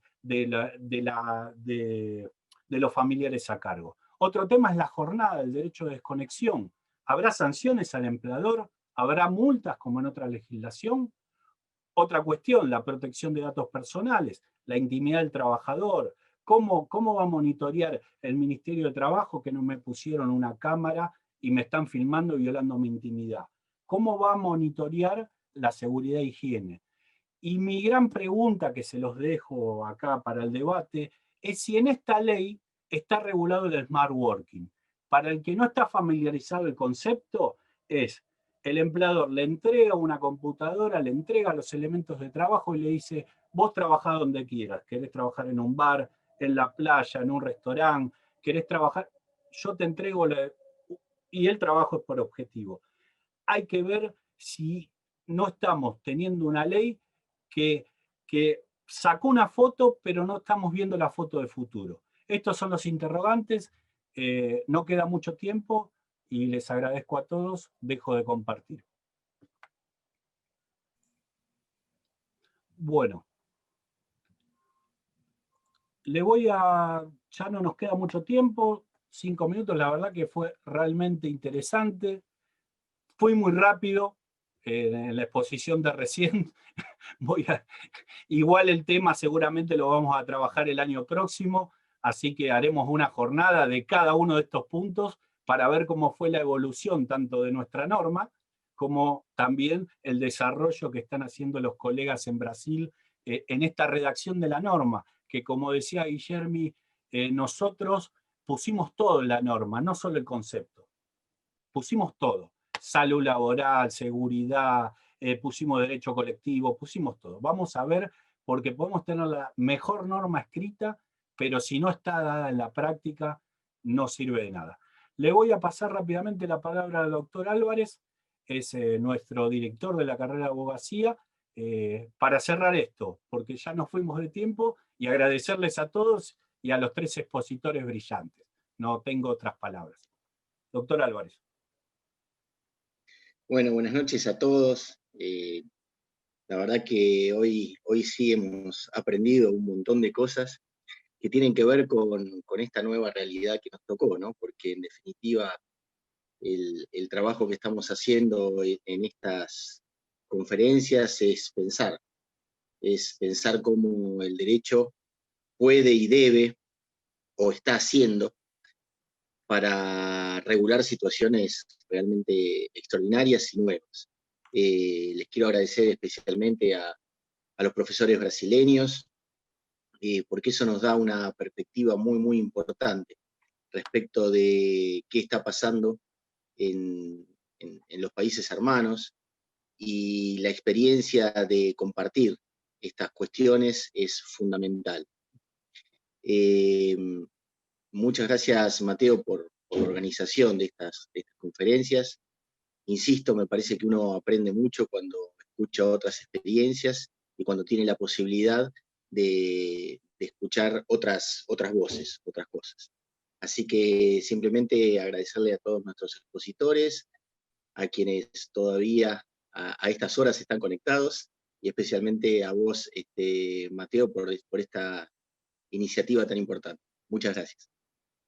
Muchas gracias, profesor.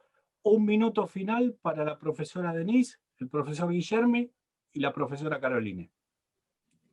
Pues, nada, gracias por la oportunidad de estar con vosotros, compartir nuestras más que experiencias, dudas y angustias. No sé si en español es esta la palabra, pero sensaciones de que necesitamos un poco más de madurez acerca del teletrabajo y puntualmente de las necesidades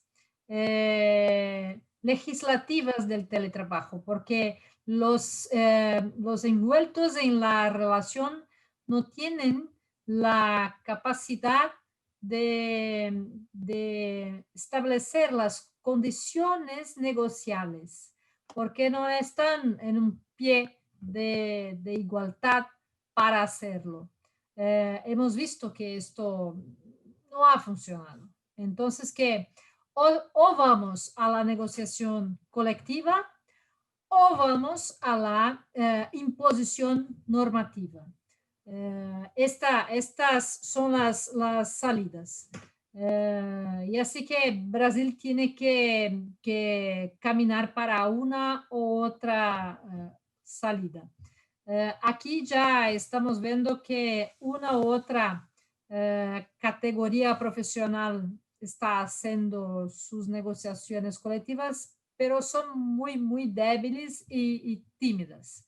Yo creo que una reglamentación legislativa tiene que salir, por eso estamos trabajando yo, Guilherme y otros profesores para hacerla y hacerla de una manera más amplia y abstracta.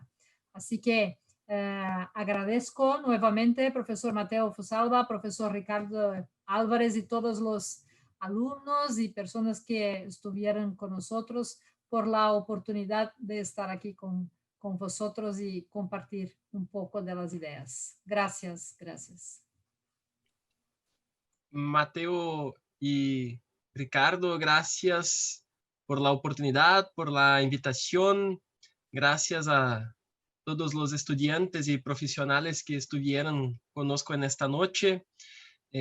Seguramente deseo que en 2021 podamos estar juntos presencialmente en la UMAI, en la PUC y la Unicinos.